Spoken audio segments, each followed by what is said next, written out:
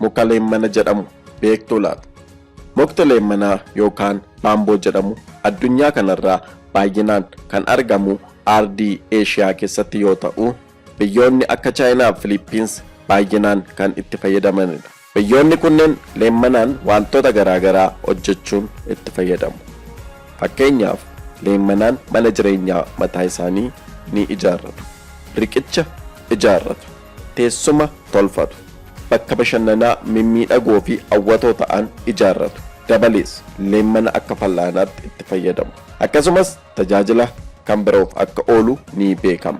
Biyya keenya keessatti bal'inaan kan inni argamu naannoo Gaambeellaa, Beenishaangul Gumuz fi naannoo Kibbaatti. Maarree maaltu adda isa godha? Maaliifis sagantaa kee irratti dhiyeessuu filatte yoo jettan, amma xumura qophii kootti na hordofaa. Qopheessaan an Abbooma Geetaachooti. Yoo chaanaalii koof haaraa taatan subscribe gochuun maamila chaanaalii koo akka taatan gamanumaan isin afeera. Turtii gaarii.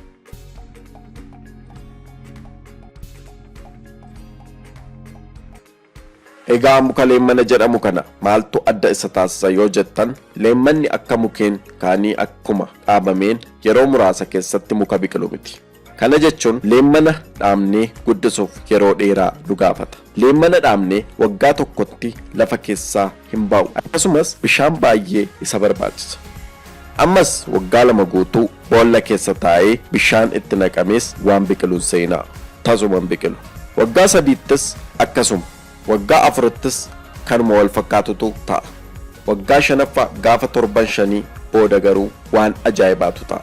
Innis leemmanni kunuunsa cimaa, humnaa fi yeroo amma sana booda lafa keessaa ba'ee biqiluu jalqaba. Maal sana qofa? Akkuma biqiluu jalqabeen immoo torban muraasaa gidduutti guddina amma meetira 28 haga 30 ol guddata. Kun baay'ee ajaa'iba. Waggaa 5 guutuu kunuunsa walirraa hin cinne gochuun akkasumas bishaan baay'ee obaasuudhaan obsaaf bu'aa bayii baay'ee keessa darbuudhaan nidha kan inni guddatu. Egaa kun maal nu barsiisuu danda'a? Baay'een keenya yeroo hedduu akkas jenna. Anuma yaalaa maaliifan hin milkaa'u? Nan hojjedhaa garuu jijjiiramni tokkoyyuu jireenya koo irratti hin mul'atu. Bara dhufaa darbu akkasuma nan dhama'a. Amma oona ga'a jennee miira abdii kutannaa cimaa keessa galla. Garuu dhugaan jiru kanarraa adda.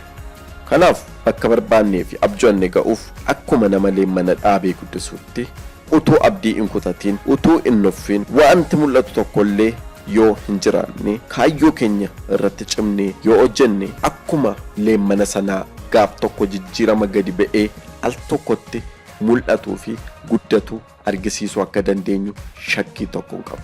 Kanaaf guyyaa guyyaan shaakala walirraa hin cinne gochuun abjuu keenya bira ga'uuf humna qabnu hundumaa fayyadamuu qabna. Yeroo hundumaa akka nama leemmana guddisuu firiin hojii keenyaa tokko illee yeroof yoo ba'ee hin mul'atu ta'e illee bishaan obaasuu irraa duubatti deebi'uu hin qabnu. Namoonni milkaa'anii fi abjuu isaanii dhugoomsan hundumtuu aarsaa guddaa kaffalanii akka ta'e beekuun baay'ee barbaachisaadha. Har'a wanti tokkoyyuu mul'achuu dhiisuu danda'a. Oolee bulee garuu akka mul'atu shakkii hin qabu. Hojiin kee namootaan fudhatama dhabuu danda'a.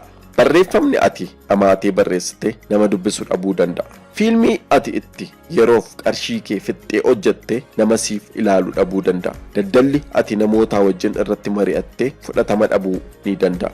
Garuu wantoota kana ilaaltee tasuma hin dhaabbatiin, amileen sin bu'in, dandeettii dhokataa keessa kee jiru hunda baasii itti fayyadami. Amma abjuu kee bira geessutti dhama'i, shaakali, hin dhaabbatiin fiigi. Dhaamsa keenya har'aati. Galatooma.